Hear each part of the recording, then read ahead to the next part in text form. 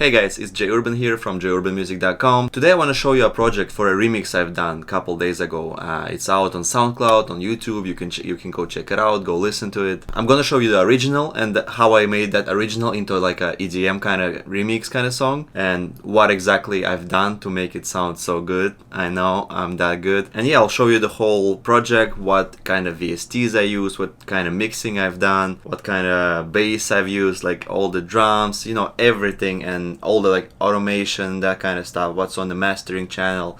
So I think it's gonna be a little bit different from what I usually do. I just usually release remixes and upload them on SoundCloud, on YouTube, and you actually never really see my face. So I want to start doing something different. So let's get to the remix. So what do we have here? Here's the original song. Those Polaroids of us sitting at the back of the bus, writing our names in the dust on the window. That's when we were dancing through the trees. Laughter on. So I believe this song was in 110 BPM or something like that. So I just sped it up a bit, and then I made an acapella here. So here's what I did to get the acapella out of the song. Throw your song into the software called Isotope RX9. You click music rebalance, and then you do settings like this: vocal 0 and everything else to minus infinity, and then just export, and then throw it here. But here's what you get. Those Polaroids of us sitting at the back of the bus, writing our names in the dust on the window. That's when we. So that's raw.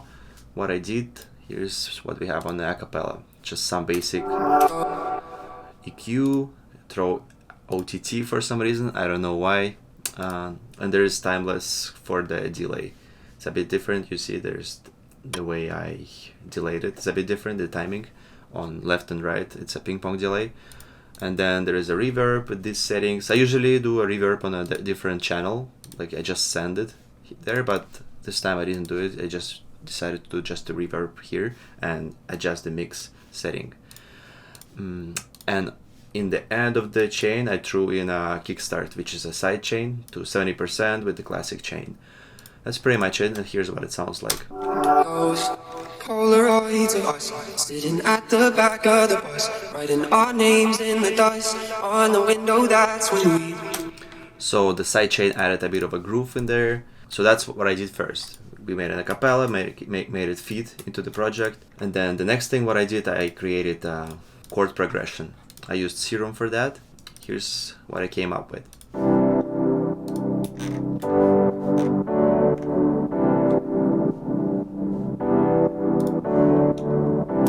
I used a preset from Make Pop Music. It's a new preset by them, and I highly recommend it. I believe it's one of the best preset packs you can get right now, especially for pop music. And on the channel I have just nothing too crazy. So usually I throw in much more, but this time it's just a basic pad. Then after that, of course, you have to come up with some bass line. So here's what I did. Again, I use Serum, and you can tell in my whole project I use Serum everywhere, except the last thing is Arcade. And here's how the bass sounds like.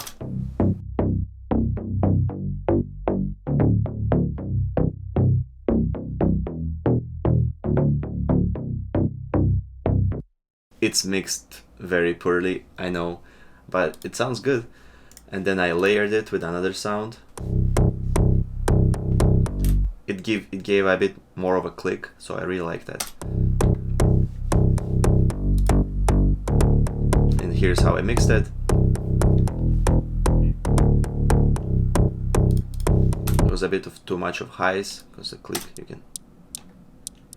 So I got rid of that a little bit and added a bit of mids. So here's what we have so far.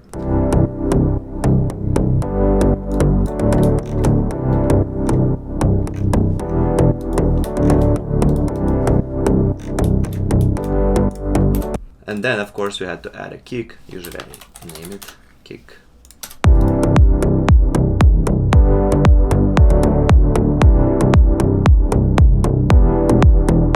And on the kick we have just the equalizer, low shelf pass, and then kickbox. Kickbox is very essential for my projects. I throw it on all the kicks I work with. You can adjust the settings here, warmth, boxiness, click. It's really, really good. I highly recommend using that. It's my must-have for my kicks. See, just for the difference. And without it. Not much of a difference, but it sounds better. Here's what we have so far. Then we added a loop, top loop.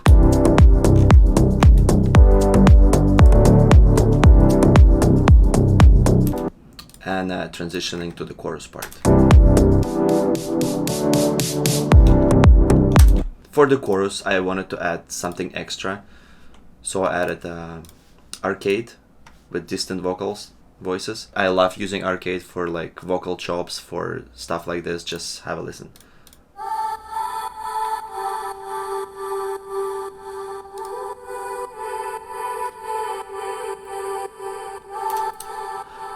And I added a bit of a EQ to there, and of course sidechain. I send it to the pads channel, and then there's a sidechain from here.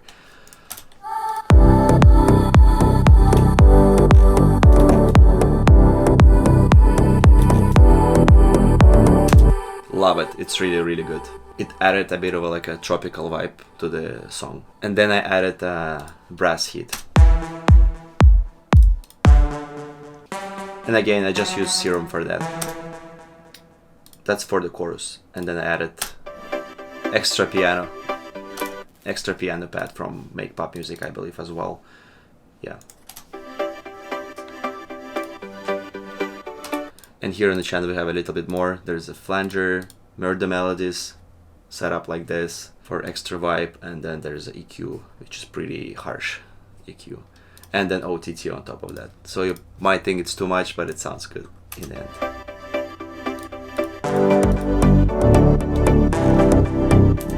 And then of course we add some claps.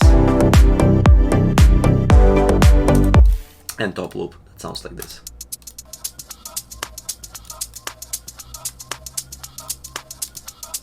And then I send both of them to the drum channel. Yeah, and of course we have a lot of transitions here. I love using transitions, and I think I'm using them way too much. Here I'll play some of them.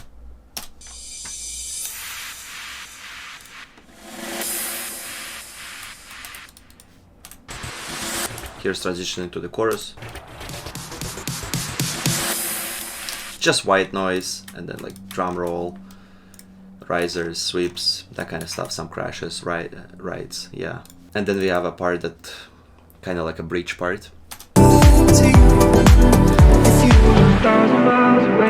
I filtered that by using a Tornado. That's my favorite plugin for effects with low pass.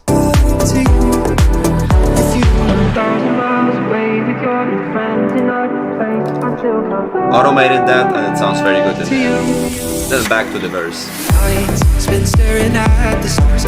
And for the master channel, I'll quickly show you. We have a Fab Filter Saturn with magic setting, just to give a little bit of a color. And then the limiter, which is here, just basic. I love using this limiter, is my go-to.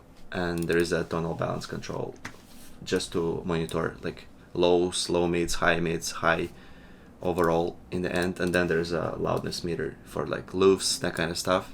It's a must-have as well. I love it. I'm still trying out things, so it's gonna take a little while for me to adjust what kind of content I'm gonna be pushing, but I'm definitely interested in doing some more like YouTube videos, more like TikTok content. I really want to show people how I work on music, basically. I think it would be very useful for people that are watching this, that want to learn something different, like, because there are not that many videos showing how to do remixes, I think. To be honest, the struggle that I have right now is probably like my accent, and also like the ability of being on camera. I'm a kind of shy guy, but I believe that every person can change for better. So if you think you're a shy person, try doing more stuff on camera, like what I'm doing. Like if you're not outgoing, try to go like socialize to your events. I think it's very helpful. So if you're scared of doing something, just keep doing that, keep practicing that, and it will get better. The stuff I've been putting out like 5 years ago, it's it's really cringy. And I think like 5 years from now it's gonna be cringy as well, like this content I'm doing right now. Yeah, and just don't think about like bad stuff, only think about good stuff, what's gonna bring. Like all of these videos that I'm doing, it's only for you guys to learn, right? Like I'm not trying to sell anything. Like I actually want to show the process of me working in the studio on beats, on production, on mixing, and I think it's really fun for both me and you guys. So I hope you will like this one. I'm still trying out the setup with the light and all of that stuff. You see the shadow, kind of but I'll do my best to keep putting that great content for you guys, and it will only get better with time, I promise you. So just hang on there. So I hope you guys like this video, and if you want me to do more, just comment, and I'll see you in the next one. Bye.